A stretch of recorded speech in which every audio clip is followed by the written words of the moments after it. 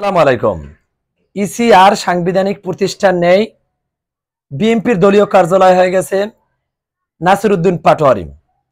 দেখেন, কথার যুদ্ধ বাকবিতণ্ডা শুরু হয়ে গেছে দেশের রাজনীতিতে। বিএনপি বলতেছে ছাত্র উপদেষ্টাদের পদত্যাগ করতে হবে, আর ছাত্র উপদেষ্টারা এবং এনসিপির নেতারা বলতেছে কি যে বিএনপি পন্থী 3 জন উপদেষ্টাকে পদত্যাগ করতে হবে। দেশের এখন তো আওয়ামী লীগ বিহীন বাংলাদেশ, আওয়ামী লীগ নাই।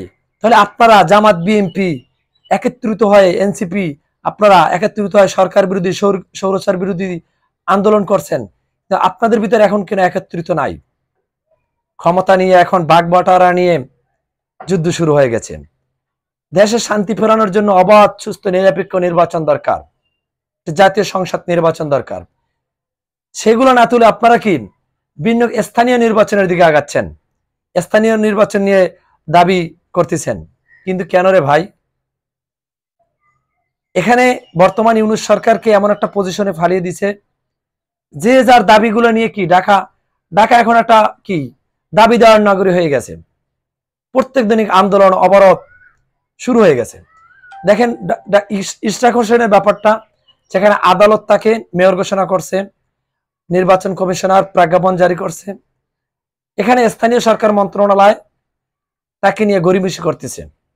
কারণ কি? বিএনপি নেতা ইশরাক হোসেন বলতেছে যদি আমাকে মেয়র পদে বসায় তাহলে ছাত্র নেতারা আর বর্তমান সরকার যে দুর্নীতি করছে এগুলো ধরা খেয়ে যাবে, এজন্য আমাকে বসাচ্ছে না। আর এনসিপির নেতারা, ছাত্র নেতা বলতেছে বেআইনি ভাবে কিভাবে তিনি মেয়র পদে বসবেন। এখন দেখেন, একটা সভ্য জাতি হিসাবে দেশকে সুস্থ রাখার জন্য সকলকে ঐক্যবদ্ধ থাকতে হবে। কিন্তু ফেসিবাদ বিরোধী যে আন্দোলন এই 16 বছরের, এখন যে শুরু হয়ে গেছে আর এক ফেসিবাদ দেখবেন জন্ম হবে। সেটা ঐক্যবদ্ধ সোনার বাংলাদেশ গড়া সম্ভব নয়। এখন দেখেন জামাত ইসলামী সে কি এনসিপি নেতাদেরকে কে গাইডলাইন দিচ্ছে? জামাত ইসলামী। সেটা 1971 সালে যেরকম করছিল দেশটাকে নিয়ে, এখন তারা সেই কাজটা আবার করতেছে। তারা চাচ্ছে কি নির্বাচনটা বিলম্বিত করা, তারা দল গুছিয়ে আবার ক্ষমতা তারা সংখ্যাগরিষ্ঠতা অর্জন করবে। সেটা কি সম্ভব? আরে ভাই, জামাতের সংখ্যাগরিষ্ঠতা অবশ্যই আছে, কিন্তু 50-এর ভিতরে যদি 33 পান আর যে 40 পাবে সেই কিন্তু পাস করবে, যে 7 মার্ক বেশি পাবে। বাংলাদেশে বিএনপির অবস্থানটা বর্তমানে এমনই, আপনাদেরও সংখ্যাগরিষ্ঠতা আছে কিন্তু 7 মার্ক কিন্তু বিএনপি বেশিই পাবে।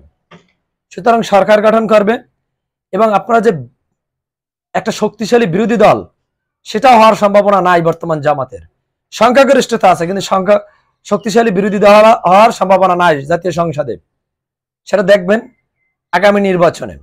কারণ তাদের যে বর্তমানে আচরণ, এটা কিন্তু সাধারণ জনগণ বুঝে যে জামাত ইসলাম যদি এখন বিএনপির সাথে বলে যে ডক্টর ইউনূসকে যে ভাই আপনি অবাধ নিরপেক্ষ নির্বাচন একটি অংশগ্রহণমূলক নির্বাচন দেন, উপহার দেন জাতিকে, তাহলে তিনি রাজি হয়ে যাবেন।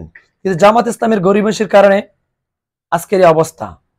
আশা করি বুঝতে পারছেন। আসসালামু আলাইকুম।